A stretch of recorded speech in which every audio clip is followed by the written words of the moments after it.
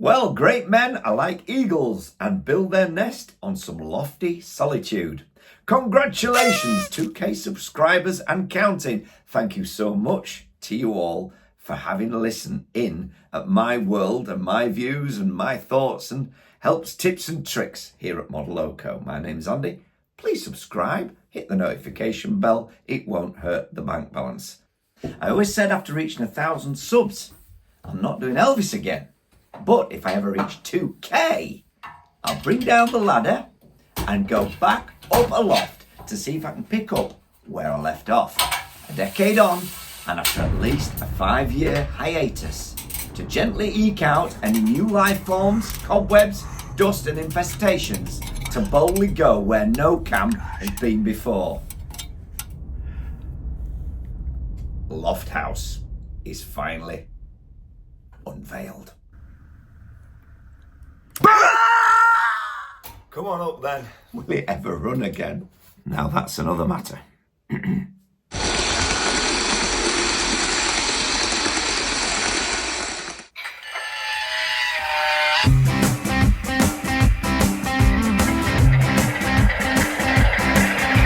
Stop, look, listen, cause you're gonna hear a brand new story about a great engineer.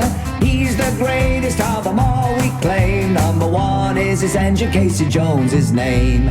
Casey Jones, steaming and a-rolling. Casey Jones, you never have to guess. When you hear a tooting of the whistle, it's a Casey at the throttle of the Cannonball Express. After 4 years, I'm back up here in the loft. Last time I had trains running around this layout was before I started this channel. So, will they still run? I've got my track rubber, I've got my vac, but if you think a loft layout is plain sailing, then think again. It's not all lounging around like this, but that's what it's all about. A bit of graft brings some true contentment if it all works at the end of the day. If it's worth doing right, and cleanliness is next to godliness. So let's get them cobwebs out of the way and see what we can get going over this viaduct. Job number one before I can have some fun. So what we've got here after 10 years is obviously a bit of sand cement drying out up the chimney breast and it's flaking off. But after 10 years, that ain't bad, but it does want covering up. So I've cut this piece of hardboard out. That piece going up there is beveled, luckily, and that's just going to slot in nicely, yeah? Now, of course, I'd much rather be playing trains, but now it's slotted in, that's going to stop a lot of vacking up in future. And then this top piece can even be a shelf. That back wall can be painted. It's going to have a nice, good shed effect to it. Okay, so why the loft? Well, at that time it was the largest unused space in the home. And for most people, it's usually the least accessible, but possibly the perfect escape once you can put a loft ladder in, which I've done, pull up the drawbridge, as it were, and unleash your creativity. So just a touch of filler in the screw holes now, and we should be good to go. A little bit of a flap at the top just to stop any corner dust coming down. With any space, you can either get what you can into the area you have, i.e. recreating a real station place or specified area, for shunting. Use a bit of artistic license, which is usually applied to get round things like the sheer size of 2 destinations apart or something like that. Or with me, make the layout to suit the space. And that's what I've done here when I jumped back on board Model Railways. I wanted an actual layout where trains would just run. You didn't have to start and stop all the time. Job 2. The next step is to get trains running again up here in the loft, is to move this reverse loop that has run. I did test it. I've managed to utilise the reverse loop module that I took out of here on the TT120 Shiredale layout. But for Lofthouse, having looked at the planning and re-gone into it, I've realised that I don't need a reverse loop module because I've got the turntable within the big shed here. So I'm going to get this out. Plus it's going to give me a lot more room and open up the layout, because I've always wanted a road coming round here and then across the bridge to the other side of Up A Loft House station. So this is what I'm aiming to have now. getting into this hobby, you find out all sorts of things. I didn't even know that you needed point clips in for DCC control and things like that. So all these things have come along. I'm not sure if I can remove this. I'm going to have a word with the builder, see if we can remove some of these bits. But I put some loose sort of bandage around here and painted it up just to get an effect, just to get me into the mood and into the swing of it, to start to see what it's going to look like. Few buildings in place. There is a decoder in this Hornby turntable, which I actually do like. I think the mechanism is a great design. But it is noisy. It can be, so we'll be dampening that down. And I've modded it a little bit. Once we get the trains running around again, and I can do a few shots of that, it's going to make the videos more interesting. It's going to make generate more interest for me, and give more opportunity for creative juices to flow. This ain't getting this track out and up. At one time I used to have it so it didn't have a reverse loop module in, and then I took it all out and let it in, and you do these things, but I still want to keep this curve in. Let's get on with it. And so off I set to the rails of Sheffield shop on 14th of March 2012 with 600 quid in my back pocket to buy a model railway. Everyone was raving about Bachmann and bashing Hornby. Now everyone seems to bash Bachmann and Hornby. And new kids on the block seem to be getting all the praise. But, you see, who knows? Two of the older staff there began to run rings around me quite quickly. But one younger guy called Alan took me under his wing and sold me the stuff I needed. A decade on, and now looking back, I'm not sure I'd be as committed now. I did realise that this was a quite high up loft, so there wasn't much headroom. After the extension was built on the home and the new roof was put on, some of that roof space isn't accessible. It's been used for other things. But I really went to work and made the most of it at that time until the track was laid and tested around 2015-ish. I had a little reprise on one track in 2020. What I've done here, I've added some dropper wires to these two pieces of track that are going in. Right, I'm going to go back on time lapse again and get these in. I'm going to leave some curve points that I put in some time ago, because I think it will come in handy as a bit of a siding. But yeah, I'm just putting these in just to give some security back here. It's not going to have block detection. I don't think so on this layout. It's more of a fun sort of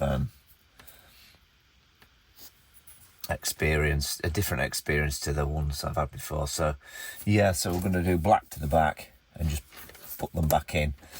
I've also, up in Lofthouse, soldered all the tracks together. All the track joiners have been soldered, apart from these that I've taken out here. So we'll see how they go in comparison. If they don't, I'll just come up with a soldering iron. I need some new tips actually for my soldering iron. It's getting a bit worn. Come up and just dot them. But we'll see. I think we're going to be okay. I've got some nice long droppers, so they'll go right to the middle of the room. Just need to drill this baseboard and then feed them through. It's quite a long drop, so I'll probably use a coat hanger or something like that. Job 3. Originally to only be lower Lofthouse, they don't call me Modeloco for nothing, do they? Soon expanded to higher Lofthouse and was being boarded out as well. This half had a little more standing room, and this being the original part of the home with the original accessible loft space. One thing to consider is you don't get younger, so bending and kneeling are worth a mention if you're planning on doing one yourself. Mine isn't damp, but it also gets cold in winter and very hot in summer, and condensation can play a part. Drips at times do come down, so I've had to leave some gaps in the insulation and between the tracks for the coefficient of linear expansion. And if you get this sort of foundation sorted before you start, it avoids trouble in future, doesn't it? A loft ladder was fitted to gain suitable easy access. The loft hatch was the first limitation encountered, which meant nothing bigger than this could go and fit through it. Insulating was next between the ceiling rafters. Hindsight would see me not using fiberglass now, pocket fill strips, but hey ho, you live and learn. It's not nice stuff if it gets loose.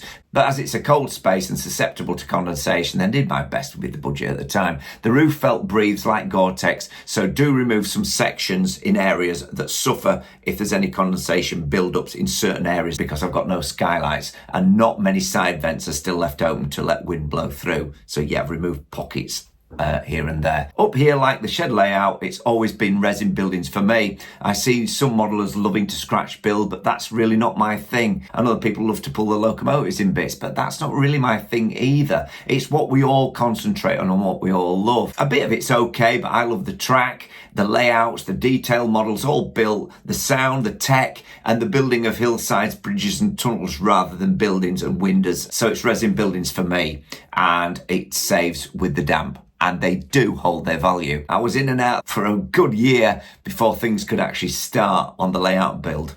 I've just finished cleaning Lofthouse. You think loft layouts are all plain sailing? You better watch this. I've got a sweat on. Maybe it keeps you fit. I certainly feel a bit more wide awake now. Well, there's one job left to do before we can finally plug in and test the tracks after 4 years. And it's to do with a hoover. And you don't want to watch me do that. So leave me to it and I'll see you on the other side, okay? Right, upward and onward. The final frontier, as Pete Wartman would say. Off we go.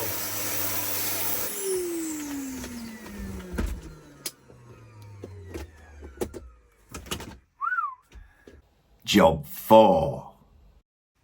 First thing we're going to need is a good cup of tea. Might be half drunk, but it's there.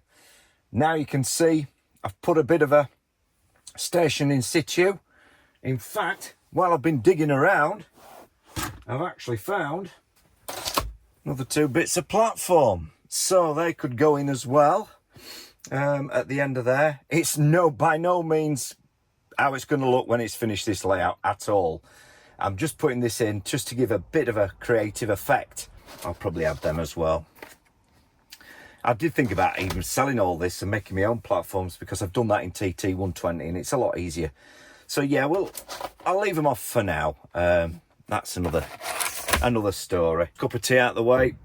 You can see I've got my backdrop on, so none of that horrible dust is coming down. I've vacked off, cleaned all the tracks, and then re-vacked round. It's not ideal, so I generally need to kneel down. So you've seen the state of my knees. So now it hasn't run for a while. My original drawing of the loft layout, once I'd doubled it up, and once I'd gone into both halves of the loft. So first thing, before we start running, we've got to connect our power supply, or what we're going to get our power supply to our track with. Obviously you don't plug 2 wires into your plug socket and bang it straight to your track. No, you need a transformer. I'm using this. Once you get the right outputs on this, you connect this to your track, and people say, well, and if you don't know what you've never done it before, it can be mystery. But yeah, you buy something like this, you can do, which is just a Hornby piece of set track with 2 little terminals in. It doesn't really matter which way they go, just as long as you always remember which side you put them on. Black can go to the back or black can go to the front, it doesn't matter. But I'm not going to use that today. It's all right for a quick setup or something like that. But I'm going to use soldered on dropper wires, and I'm going to use these blocks here, which at first can be a bit confusing. When you say dropper wires, it's the wires that get your feed to your track, your electric to your track. People put more than one feed to the track so they can get a good circuit going, because you're relying on your fish plates, obviously, between your rails. If some of them fish plates are loose, you get a break in contact. But I've soldered all my track together. I've only got 2 dropper wires, so I could just tape them all up or solder them all together, but I found that these are great. And when I first got them, I was a bit confused. But what you do, you get 2. I thought you put red at one side and black at the other. But no, you get 2 boxes and you put black on one and slot red on the other. And then you put red to your red and black to your black. And any droppers that you add, you just screw into this side down here. So that one goes on your first terminal and the rest are for your droppers. When the kids were little, we used to have 2 trains going the same way, just racing around. The kids absolutely loved that. That was the best bit, apart from painting the skies and getting a bit of paint daubed everywhere. And the points are configured so I can get anywhere on the layout without actually bringing the hand of God in and moving them in that way. I'm not going to use the Elite today. We'll try it with that. Now this little thing that's just come is going to prove to be quite exciting, I'd say. So look out for the next video. The Bluetooth Legacy dongle that will connect the Elite and the Select, because it's got an Express Net socket. More on this next time. Bye. back to the loft. What comes with the Digitrax is this little controller here, which is the DT602. If I connect that in as well, we can do it wirelessly, or I can do it wired with this telephone cable. So there is that option. Quite a big power box with it. So there's plenty of power from one of these. It's 6 amp output and it's 15 volt DC. So there's plenty of power there for this layout, I should imagine, in the foreseeable future. So we're going to get that wired in. As I say, 2 dropper wires in. I've put plenty of length on them. In fact, my laddo helped me get them all put in place, which was nice of him. We had to coat hanger it through because at the far end where I put the dropper wires in, where the track isn't soldered, it's hard to get to, but it's in, so I'm happy about that. Right, so just to help those that don't know, this is how I've connected it up. So I've got my dropper wires coming in here, one to black and one to red, and then the red and the black go straight from there to here. So this is feeding 15 volts into here, and then down these terminals. They'll all connect because of these little bars we've put in, and that feeds to the track. So now I can plug in. Listen at that, straight away. The Bobo Class 25, I'm going to bring that round. I've already turned this on. This works by wireless connection, but at the moment I've got it connected by a wired connection, like a telephone, old telephone cable. It'll work with that once I plug it in, but it's got a shaver plug on the end, and I can't be bothered. I'm too excited to go look for the shaver plug to plug it in, because of course these aren't made in this country. So yeah, this soon goes on to saving the battery in the screen. It'll just knock off if you're not using it. You can run 2 trains at once with this controller. So it's excellent. So that's the brief setup. So we started the train, and she should be coming round. And here she is. Coming into view. Slowing her down. Success.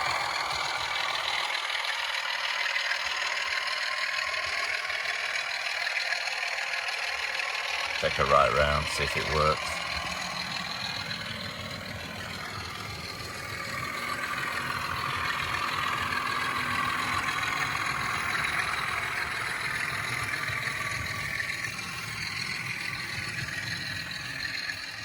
On this model, only the back headlights work, the front headlights don't come on, but there it is.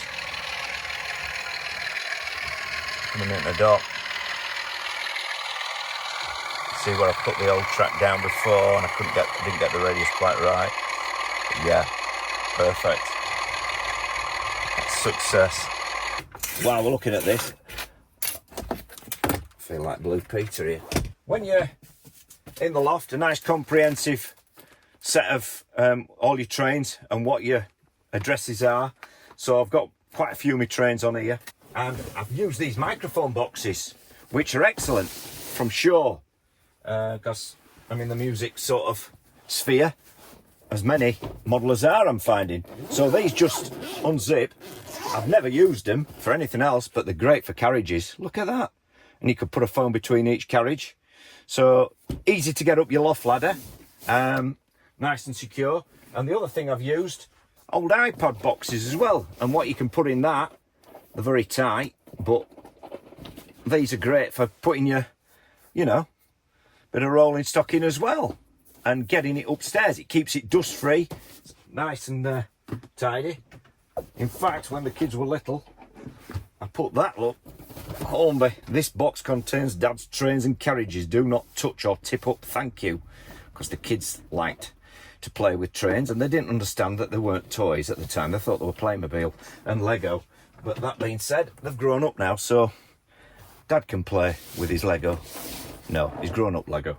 No, it's not model trains. This is a very serious hobby, isn't it? And job 5. This is where I'm stood to operate the layout most of the time. 21.5 foot by 18 foot layout. It has inclines of 20 feet, which are 6 meters, to climb 3 3/4 inch, which is 95 millimeters, which is the height to the top of most of those portals that we see that I'm using on the layout. Hornby ones, their resin ones, are coming out around 80mm, and I'm finding the Bachmann road over bridge is a bit low. It's catching some of the engines, so I'm going to have to lift that once I get the underlay under the track. Okay, so I've connected this fine locomotive up next to test the track.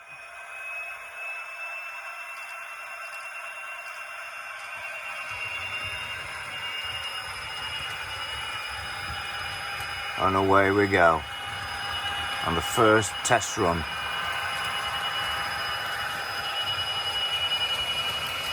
Of Lofthouse in Swallow livery, the Intercity.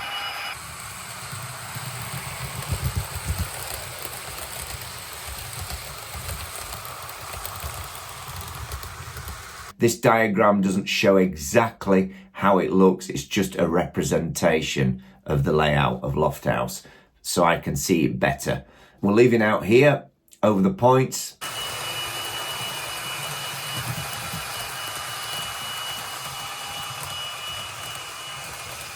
Quite a lot of noise as it clicks over these points, and there's a very nice noise when trains come back.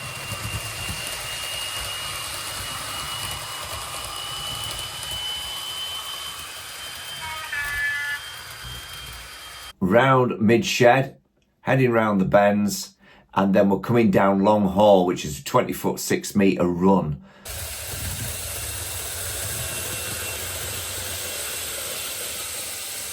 We cross over the Coal Road branch line.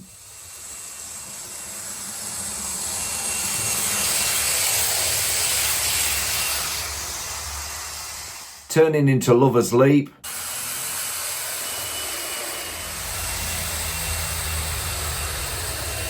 Across the Coal Road branch line again, which runs under these two lines, and the branch line running round the back of Long Hall.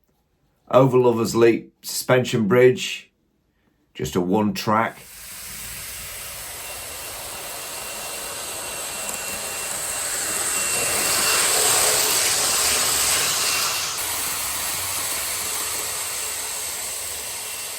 So the return line will run behind the hillside and back out.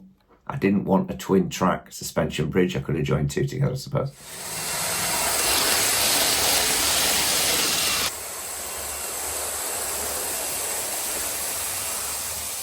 Past Low Shed Terminal.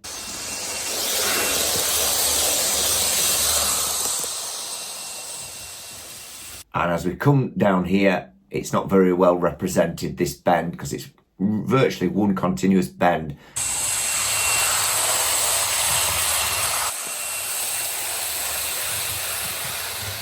Over the crossing, onto Oxbow.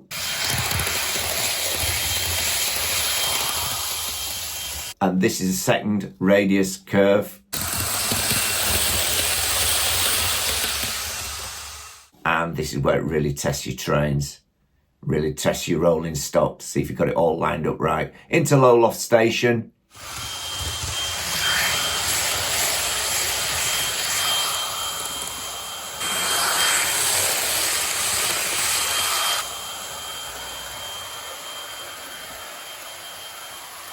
Which eventually, when it's built, lead to the Low Shed Terminal. But for now, we're going under Lover's Leap, round to Sod's Castle, and then we're going to be beginning the climb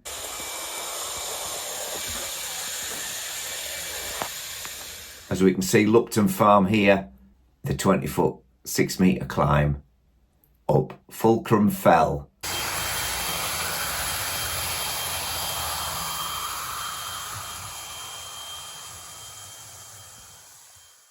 So yeah, this climb here is about 1.31 degrees, and at its steepest point, which is around at this point here at Fulcrum Fell, there is a bit of a hump, and it's 2.34 degrees.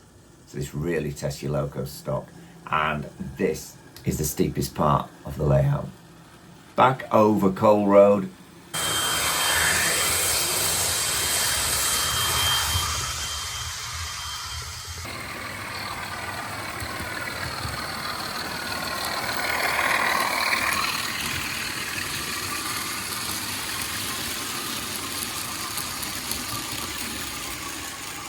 and back into Lofthouse station.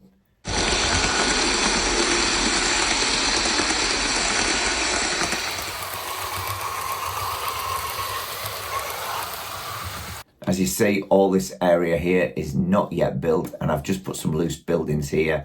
You can see top shed, and I've added a bit of a church here just to give an effect.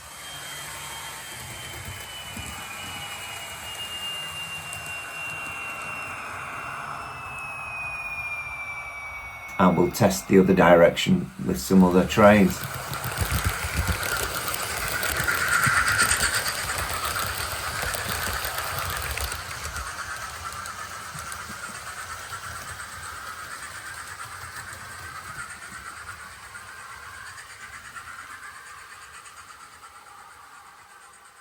Kirby Halt will come round in a 2-track affair and go into 1 track. Kirby Halt station is not yet built and the track is not yet laid. The viaduct's not built, but there will be a viaduct here.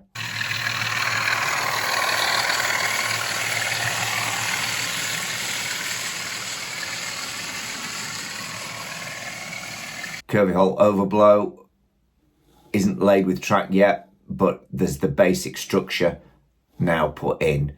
Lofthouse Coal Road branch line will also reverse up to meet with the coal tip, which will match the levels needed, and this will join Kirby Halt here into Kirby Halt overblow, where we can then pull into the station or come round this side and do a continuous loop.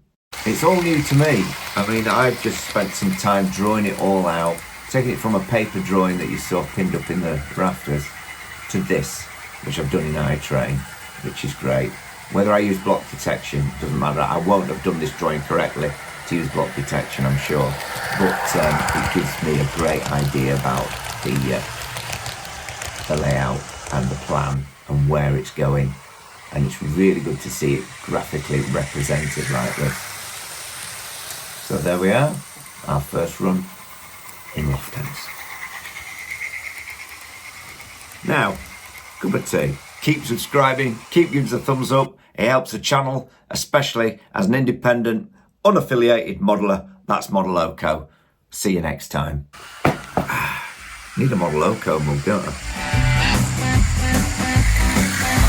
So long for now, we'll be seeing you when Casey comes rolling by again with a steaming porter and a smoking stack, and the wheels are striking thunder on the railroad track. There'll be Casey Jr. and the Red Rock too, Wally Cinders and the rest of the crew in a thrilling adventure that's a lot of fun. When Casey takes the throttle for another run. Casey Jones, steaming and a-rolling. Casey Jones, you never have to guess. When you hear a tooting of the whistle, it's a Casey at the throttle of the Cannonball Express. Casey Jones, steaming and a-rolling. Casey Jones, you never have to guess. When you hear a tooting of the whistle, it's a Casey at the throttle of the Cannonball